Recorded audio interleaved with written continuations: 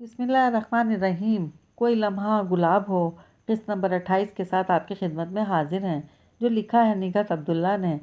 और अगर आपने अभी तक हमारा चैनल सब्सक्राइब नहीं किया तो हमारे चैनल को सब्सक्राइब करें और बेल आइकन को प्रेस करना मत भूलिएगा ताकि आने वाली तमाम इख्तिसात आपको बर वक्त मिलती रहें।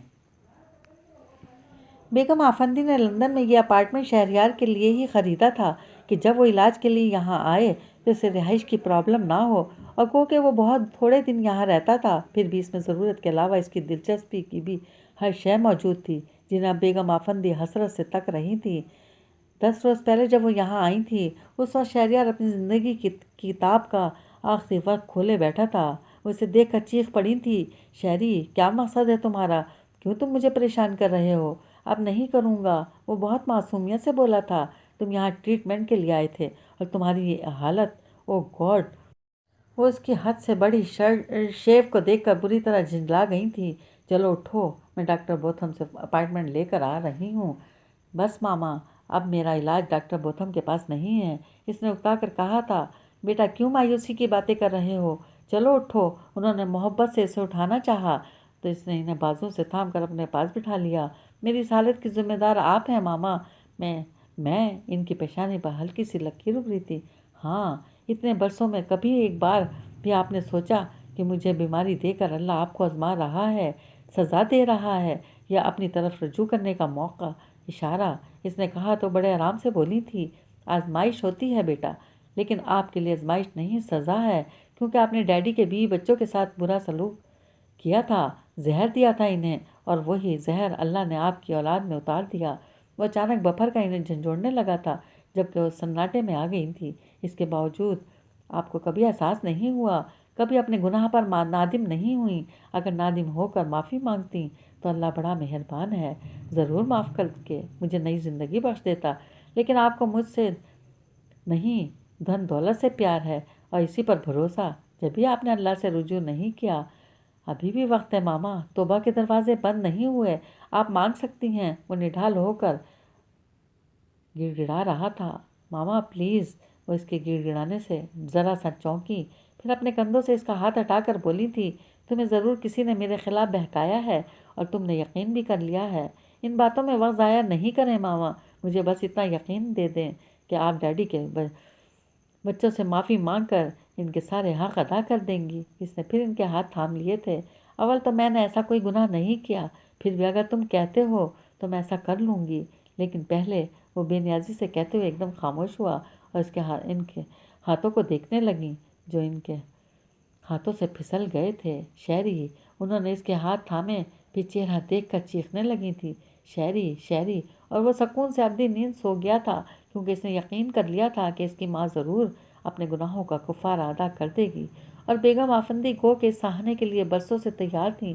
फिर भी इन लम्हात में जैसे हर बार झटक कर वो अपना ध्यान हटा लेती थी, लेकिन हकीकत कैसे झुटलाती, खुद ही टूट गई थी। मुजीद अपने घर से इतनी दूर, जहाँ कोई सहारा देने वाला भी नहीं था, बस डॉक्टर बोथम ने ही कुछ कर लिया था। इसके बाद वो बिल्कुल अकेली थी। तो बस दूसरे तीसरे दिन तक शहरयार की बातों ने झंझोड़ा था। इसके बाद वो मुसलसल ये सोच रही थी कि शहरयार को ये सारी बातें किसने बताई, कौन है जिसने इस रात से पर्दा हटाकर इसे इनसे नहीं, ज़िंदगी से भी दूर कर दिया। और हर बार इनका जहन इस फंदियार की तरफ जाता था, लेकिन इसके साथ ये सोच भी नहीं थी कि अगर शहरयार से मिला होता तो इसकी तस्दीक के लिए इनसे जिक्र ज़रूर करता, क्योंकि इसके जहन के किसी कोने में छोटी बच्ची तो महफूज थी, लेकिन इसके भाई का कोई खाका नहीं था। इसलिए मुसलसल उलझ रही थी। फिर भी इनकी जहनी हालत ऐसी नहीं थी कि वो किसी बात को बहुत दूर तक सोच सकती, वरना इतने दिन में तो वो क्या से क्या कर डालती। 10 दिन हो गए थे और इन्हें वापसी का ख्याल भी था, लेकिन इसके साथ ही मज़ात कैफियत में गुम जाती। कभी सोचती सब कुछ तो इनका यहाँ है, फिर वापस जाकर क्या करेंगी। कभी इसके बिल्कुल बरक्स। और जिस रोज़ इन्हें यह ख्याल आया कि शहरयार की सूरत इसका बच्चा जिसके लिए उन्होंने इतने जतन किए थे वो इनकी तरह ज़िंदगी को आबाद करने वाला है, बस इसी रोज़ उन्होंने वापसी का प्रोग्राम तय कर लिया था। अब्बू ऑफिस जा चुके थे, सोनी और उस्मान भी चले गए थे। राबिया घर में अकेली रह गई। तो पहले इसने अम्मी को फ़ोन करके इनके आने का पूछा। ادھر سے وہی جواب سن کر بیگم آفندی کے آنے پر آئیں گی وہ چڑ کر بولی تھی، وہ کبھی نہیں آئیں گی۔ رات ان کا فون آیا تھا، امی نے بھی اسی قدر کہا تھا کہ وہ بول پڑی، تو آپ کو کہنا چاہیے تھا کہ زیادہ دن اپنا گھر چھوڑ کر نہیں بیٹھ سکتی، تمہیں کیا تکلیف ہے؟ امی نے ٹوکا تو وہ چیخ کر بولی، مجھے نہیں، ابو کو ہے، روزانہ آ کر پوچھتے ہیں تمہاری ماں آ گئی، ابھی یہاں سے ہو کر دفتر گئے ہیں، مجھ سے تو انہوں نے کوئی شکایت نہیں کی، بہرحال آپ جلدی آ جائیں، مجھے بھی اب جاب کے لیے نکلنا ہے۔ اس نے کہہ کر سلسلہ منقطع کر دیا۔ پھر پہلے ناشتے کے برتن دھوئے، اس کے بعد جھاڑ پونچھ کر رہی تھی کہ ڈاکٹر عفان آ گئے۔ گیٹ کھلا تھا، میں سیدھا اندر چلا آیا۔ انہوں نے آتے ہی کہا تو ناگواری سے بولی، گیٹ کھلا ہونے کا یہ مطلب نہیں ہے کہ جو چاہے اندر آ جائے، آپ کو دستک دینی چاہیے تھی۔ آئندہ خیال رکھوں گا، انہوں نے کہا تو سج ڈھک کر پھر اپنے کام میں مصروف ہو گئی۔ سنو، گھر میں اور کوئی نہیں ہے کیا؟ کیوں؟ وہ کام ترک کر کے انہیں دیکھنے لگی۔ میں تم سے بحث کرنے یا لڑنے نہیں آیا، بلکہ شہریار کا سن کر آیا ہوں، انہوں نے ٹوک کر کہا تو بے بس سی ہو کر وہیں بیٹھ گئی۔ بہت افسوس ہوا، میری ابھی ابو سے ملاقات ہوئی تو انہوں نے بتایا، اس سے پہلے وہ مجھے فون کرتے رہے، لیکن میں اتفاق سے یہاں تھا نہیں، گاؤں گیا ہوا تھا، وہاں میری والدہ بیمار تھیں۔ وہ خود ہی بولے جا رہے تھے اور وہ یوں بنی بیٹھی تھی جیسے وہ اس سے نہیں کسی اور سے بات کر رہے ہوں۔ یقین نہیں آ رہا، بہت اچھا لڑکا تھا، ہوا کیا تھا اسے؟ انہوں نے اسے متوجہ کرنے کی خاطر سوال اٹھایا تھا اور وہ متوجہ تو ہوئی لیکن جواب نہیں دیا، تو وہ پوچھنے لگے، فائقہ کیسی ہے؟ زندہ ہے اور جب تک زندگی ہے جیے گی۔ وہ فائقہ کو سوچ کر بولی، جبھی کے لہجے میں درد سمٹ آیا تھا، میں اس کے پاس جانا چاہتا ہوں لیکن میرا خیال ہے میرا اکیلے جانا ٹھیک نہیں ہے۔ وہ اسے دیکھنے پر خاموش ہو گئے، پھر قدر توقف سے کہنے لگے، کچھ دیر کو سارے اختلافات بھلا دو رابعہ، اس کے پاس سے ہو کر میں تمہیں یہاں چھوڑ جاؤں گا۔ میں نے ابو سے بھی یہی کہا ہے کہ میں تمہیں لے کر فائقہ کے یہاں جاؤں گا، اس کے پاس امی ہیں، آپ اکیلے جا سکتے ہیں۔ اس نے جزبز ہو کر کہا، نہیں، تم ساتھ چلو گی۔ اٹھو، سونی اور عثمان کے آنے میں ابھی بہت وقت ہے، اس سے پہلے واپس آ جائیں گے، انہوں نے زور دے کر کہا، اور یہ موقع ایسا تھا کہ وہ زیادہ اڑ نہیں سکی اور ناچار اٹھ کر اپنے کمرے میں چلی گئی۔ کچھ دیر بعد کپڑے بدل کر واپس آئی تو ڈاکٹر عفان چلنے کو تیار کھڑے تھے۔ وہ خاموشی کے ساتھ باہر نکل آئی تھی۔ بہت بڑا سانحہ ہوا ہے۔ راستے میں ڈاکٹر عفان خود ہی بولنے لگے تھے، فائقہ کو سنبھلتے بہت وقت لگے گا، وہ کہ اس کی شادی ہمارے ساتھ ہی ہوئی تھی، لیکن مجھے یوں لگتا ہے کہ جیسے دونوں برسوں کا ساتھ تھا۔ اگر تم فائقہ سے پوچھو تو وہ بھی یہی کہے گی، تھوڑے سے وقت میں زندگی گزار آئی ہے۔ آپ ٹھیک کہہ رہے ہیں۔ اس کا اتفاق غالباً ڈاکٹر عفان کے لیے غیر متوقع تھا، جب ایک قدرے حیرت سے پوچھنے لگے، تمہیں بھی یہی لگتا ہے؟ ہاں، اس کی وجہ یہ ہے کہ فائقہ محبت میں ڈوب جاتی ہے، پھر قسمت سے اسے ساتھی بھی ایسا ہی ملا تھا جس کے تھوڑے سے وقت کی رفاقت ایک عمر پر بھاری ہو گئی۔ پھر بھی مجھے اللہ تعالیٰ سے شکوہ ہے کہ اس کے ساتھ ایسا نہیں ہونا چاہیے تھا۔ اللہ کی مصلحتیں وہی جانے۔ انہوں نے گاڑی روک کر اسے دیکھا تو اتر کر کھڑی ہو گئی، پھر اس کے ساتھ ہی اندر داخل ہوئی تھی۔ فائقہ لاؤنج میں ہی صوفے پر امی کی گود میں سر رکھے لیٹی تھی، اس لیے اس نے رابعہ کو آتے ہوئے نہیں دیکھا، جبکہ امی اسے ڈاکٹر عفان کے ساتھ دیکھ کر نہ صرف خوش ہوئیں بلکہ بیس اختیار فائقہ کو کندھا ہلا کر کیا تھا، دیکھو رابعہ اور عفان آ رہے ہیں۔ فائقہ نے پہلے آنکھیں کھول کر انہیں دیکھا، پھر جلدی سے اٹھ کر بیٹھ گئی اور چادر کو اس طرح لپیٹ لیا کہ اس کا چہرہ چھپ گیا۔ ڈاکٹر عفان سلام کے بعد بولے، لیٹی رہو، کوئی بات نہیں، آپ بیٹھیں، انہیں ابھی معلوم ہوا ہے۔ رابعہ نے اس کے پاس بیٹھتے ہوئے کہا تو ڈاکٹر عفان مزید وضاحت کے ساتھ بولے، میں اصل میں گاؤں گیا ہوا تھا، آج میں آیا تو یہ افسوسناک خبر سننے کو ملی، حقیقتاً دلی رنج ہوا، بس بیٹا، قیامت گزر گئی، امی آپ دیدہ ہو گئیں، اللہ کے سامنے ہم سب بے بس ہیں، آپ روئیں نہیں، آپ کو تو اسے حوصلہ دینا ہے۔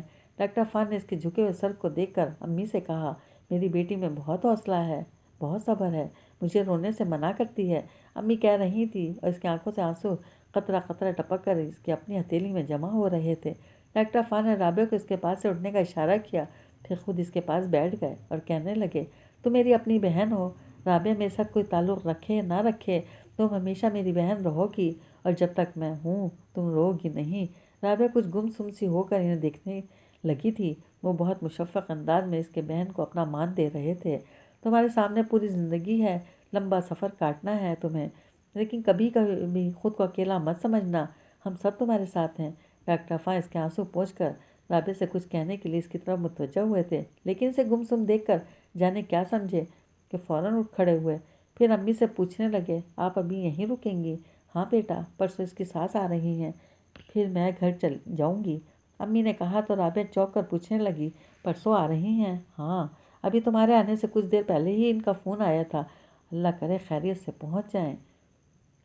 بیچاری بیمار لگ رہی تھی۔ امی نے جواب کے ساتھ حسب عادت بیگم آفندی سے ہمدردی کا اظہار کیا تو رابعہ بظاہر سیدھے سادے انداز میں بولی تھی، آپ آ جائیے گا، یہ نہیں کہ ان کی تیمارداری کرنے بیٹھ جائیں، انسانیت بھی کوئی چیز ہے۔ ڈاکٹر عفان نے ٹوکا تو رابعہ نے دیکھ کر بولی، ہاں سنا ہے ڈاکٹروں میں کچھ زیادہ ہوتی ہے۔ پھر فوراً فائقہ کی طرف متوجہ ہو گئی، اچھا فائقہ، ہم چلتے ہیں، میں سارے کام چھوڑ کر آئی تھی، تم اپنا خیال رکھنا، اور دیکھو میں اب تمہیں فون ہی کر سکوں گی، آؤ گی نہیں؟ فائقہ بے دھیانی میں پوچھا، لیکن کچھ پھر سمجھ گئی کہ اس نے بیگم آفندی کی وجہ سے کہا ہے، جب ہی اصرار نہیں کیا۔ میں جاب کی وجہ سے کہہ رہی ہوں، اس نے پھر بھی بات بنا دی، چلیں۔ ڈاکٹر عفان نے اسے دیکھا، پھر فائقہ سے الوداعی کلمات کہہ کر باہر نکل گئے تو امی نے بڑی امید سے پوچھا، تم کہاں جاؤ گی؟ آپ کے گھر، اس نے جتا کر کہا اور سر جھٹک کر باہر آ گئی۔ ڈاکٹر عفان گاڑی سٹارٹ کر چکے تھے، اس کے بیٹھتے ہی سبک روی سے آگے بڑھا دی اور کچھ دیر اس کے بولنے کے منتظر رہے، پھر خود ہی پوچھنے لگے، تم جاب کر رہی ہو؟ ہاں، لیکن ابھی سٹارٹ نہیں کی، امی گھر آ جائیں پھر جانا شروع کروں گی، اس نے بظاہر سرسری انداز میں بتایا، جبکہ ان کا رد عمل جاننے کے لیے انہیں مرر میں دیکھنے لگی تھی۔ کہاں جانا شروع کرو گی؟ انہوں نے ایک موڑ کاٹتے ہوئے پوچھا۔ ایک ایڈورٹائزنگ ایجنسی میں بات ہوئی ہے، وہیں جاؤں گی۔ کیوں؟ میرا مطلب ہے تمہیں جاب کرنے کی کیا ضرورت ہے؟ جو تمہارے اخراجات ہیں وہ مجھ سے لے لیا کرو۔ انہوں نے بہت سہولت سے اسے پیشکش کی تھی، لیکن وہ تنک کر بولی، آپ سے کیوں لے لیا کروں؟ حق ہے تمہارا، لے سکتی ہو۔ انہوں نے زور دے کر کہا تو طنز سے بولی، تاکہ کل کو آپ حق جتانے آ جائیں۔ ابھی بھی جتا سکتا ہوں، بلکہ استعمال بھی کر سکتا ہوں، لیکن میں دھاندلی پسند نہیں کرتا۔ وہ اس کا طنز قصداً نظر انداز کر کے بولے تھے۔ وہ استزاہیہ ہنس کر شیشے سے باہر دیکھنے لگی تھی۔ سنو، قدر توقف سے وہ اسے پکار کر بولے، تم بہت غلط کر رہی ہو، مجھے صحیح یا غلط سمجھانے کے بجائے بہتر ہوگا کہ آپ اپنا محاسبہ کریں۔ وہ تیز ہو کر بولی، دیکھو لڑو مت، ہم آرام سے بات کر سکتے ہیں۔ انہوں نے دھیرج سے کہا، مجھے کوئی بات نہیں کرنی، نہ سننی ہے، آپ اگر خاموش نہیں رہ سکتے تو مجھے یہیں اتار دیں، میں خود چلی جاؤں گی۔ اس کے مزید تیز ہونے پر انہوں نے ہونٹ بھینچنے کے ساتھ سپیڈ بڑھا دی تھی۔ میری زندگی میں بس ایک کتاب ہے، ایک خواب ہے اور تم ہو۔ یہ کتاب اور خواب کے درمیان جو منزلیں ہیں، میں چاہتا ہوں تمہارے ساتھ بسر کروں، یہی کل اثاثہ زندگی ہے، اسی کو ذات سفر کروں۔ میرے دل کے خوش خبر پہ بجز تمہارے کبھی کسی کا گزر نہ ہو، مگر اس طرح کہ تمہیں بھی اس کی خبر نہ ہو۔ وہ شہریار کی ڈائری کھولے بیٹھی تھی۔ ابتدائی اوراق میں اس نے یہ نظم اس وقت لکھی تھی جب وہ خود اس کا اسیر ہو چکا تھا اور چاہتا تھا کہ اسے خبر نہ ہو، کیونکہ وہ اسے دکھ نہیں دینا چاہتا تھا۔ جو دکھ میرے مقدر میں لکھا تھا اسے کون ٹال سکتا تھا؟ اس نے ڈائری بند کرتے ہوئے سوچا، پھر ایک نظر امی پر ڈال کے کمرے سے نکل آئی۔ امی فجر کی نماز کے بعد دوبارہ سو گئی تھی، کیونکہ یہاں کرنے کو کوئی کام نہیں تھا اور خالی بیٹھے بیٹھے وہ پریشان ہو جاتی تھی، اس لیے اس نے انہیں سونے دیا اور رشید سے چائے کا کہہ کر لاؤنج میں آ بیٹھی تو 15 دنوں میں آج پہلی بار اس کا ذہن کچھ سوچنے پر آمادہ ہوا تھا۔ کیسی خاموشی، کیسا سناٹا ہے، زندگی کے سارے رنگ تو اس کے ساتھ تھے، اب تو کچھ بھی نہیں ہے۔ کیا کروں گی میں، کیسے جیوں گی؟ مان اس کے وجود میں ایک نئی زندگی نے اپنا احساس دلایا تھا۔ میرا بچہ، اس کا ہاتھ بے اختیار اپنے پیٹ پر چلا گیا اور بچے کو محسوس کرتے ہوئے وہ اس کے لیے زندہ رہنے کا سوچنے لگی تھی، اور اسی وقت بیگم آفندی آ گئیں۔ وہ اپنی سوچ میں اتنی مہو تھی کہ گیٹ کھلنے کی آواز سنی نہ گاڑی کی، بس اچانک انہیں سامنے دیکھا تھا اور اگلے پل بے اختیار اٹھ کر ان کے گلے جا لگی۔ ماما، شہری نہیں آیا، وہ نہیں آئے گا۔ دونوں رو رہی تھی اور رونے کی آواز سن کر ہی امی اٹھ کر آ گئی تھی تو بیگم آفندی نے آرام سے اسے خود سے الگ کیا، پھر امی سے مل کر انہیں بٹھانے کے بعد کہنے لگیں، جی آپ کی ممنون ہوں کہ آپ اپنا گھر چھوڑ کر فائقہ کے پاس نہیں۔ وہ احسان نہیں کیا میں نے، میری بیٹی ہے، امی نے کہا تو بیگم آفندی اسے دیکھ کر بولیں، بہت کمزور ہو گئی ہو، کچھ کھاتی پیتی بھی نہیں، زبردستی کرتی ہوں تو رونے لگتی ہے۔ بیٹا یہ ٹھیک ہے کہ دل نہیں چاہتا، لیکن اس طرح ہر شے سے منہ موڑ کر ہم شہری کو واپس تو نہیں لا سکتے، بلکہ اسے تکلیف ہوگی۔ کہ تم اپنا خیال نہیں رکھ رہی۔ اگر تم چاہو کہ وہ وہاں آرام سے رہے تو اپنا خیال رکھو، پھر تم ماں بننے والی ہو، شہری کے بچے کی ماں، جسے خوراک اس وقت ملے گی جب تم کھاؤ پیو گی۔ اپنے اندر اسے بھوکا مت مارو۔ بیگم آفندی نے دھیرج سے اسے سمجھایا بھی اور ٹوکا بھی۔ پھر امی سے کہنے لگیں، آپ فکر نہ کریں، اب میں آ گئی ہوں۔ آپ بھی تو اتنی کمزور ہو گئی ہیں، امی نے کہا تو رو پڑیں۔ جوان بیٹا گیا ہے میرا میری آنکھوں کے سامنے، اور میں اسے وہیں چھوڑ آئی ہوں، یہاں لا بھی نہیں سکی۔ کیوں ماما؟ اس نے نہ لانے کا سوال تو اٹھایا ہی تھا، ساتھ احتجاج بھی کیا تھا۔ مشکل تو نہیں تھا بیٹا، لے آتی، لیکن انہوں نے پرس کھول کر ایک طے شدہ کاغذ نکالا اور اس کی طرف بڑھا کر بولی، مجھے اس کے سرانے یہ ملا تھا، اس کی آخری تحریر تمہارے نام۔ اس نے کچھ سہمے ہوئے انداز میں کاغذ لے کر کھولا تھا۔ میں تمہیں زندگی بھی نہیں کہہ سکتا کہ زندگی تو بے وفا ہے، جان بھی نہیں، ایمان ہو تم۔ تم نے مجھے زندہ رکھ دیکھا ہے اور میں ہمیشہ تمہارے دل میں ہر احساس میں زندہ رہنا چاہتا ہوں۔ ماما سے کہہ دینا مجھے یہیں چھوڑ دیں، تمہارے سامنے میں آنکھیں بند کر کے نہیں آ سکتا۔ پھر تم پکارو اور میں سنوں نہیں، کہیں اپنی بے بسی پر میں خدا سے شاکی نہ ہو جاؤں۔ تم بھی شاکی مت ہونا، اور سنو، غم کی لہر میں بہہ کر جیسے ہارنے والے بے کنارہ روتے ہیں، اس طرح سے مت رونا، تم اداس مت ہونا۔ اس کی آنکھیں دھندلا گئی تھی اور پورا بدن سن، پھر پلکوں سے قطرہ قطرہ آنسو ٹپکنے لگے تھے۔ بیگم آفندی اپنی جگہ سے اٹھ کر اس کے پاس آ بیٹھیں اور اس کا سر اپنے سینے سے لگا کر بولی، بہت چاہا اس نے تمہیں، تمہاری سوچ سے بڑھ کر۔ اس کے آنسو اور شدت سے بہنے لگے تھے۔ وہ تمہیں دکھ نہیں دینا چاہتا تھا، لیکن یہاں وہ ہار گیا۔ تم اس کی خواہش کا احترام کر لو، مت رو۔ انہوں نے اس کا سر ٹپکتے ہوئے کہا، لیکن اسے آنسوں پر کہاں اختیار تھا۔ وہاں سے اٹھ کر اپنے کمرے میں آئی تو منہ دھونے کے بعد بھی اس کی آنکھوں کے سوتے خشک نہیں ہوئے تھے۔ پھر بیگم آفندی نے زبردستی سے اپنے ساتھ ناشتہ کرایا تو اس دوران وہ بار بار اسے ہونے والے بچے کا احساس دلاتی رہی تھی، جسے ان کے آنے سے کچھ دیر پہلے وہ خود شدت سے محسوس کر رہی تھی۔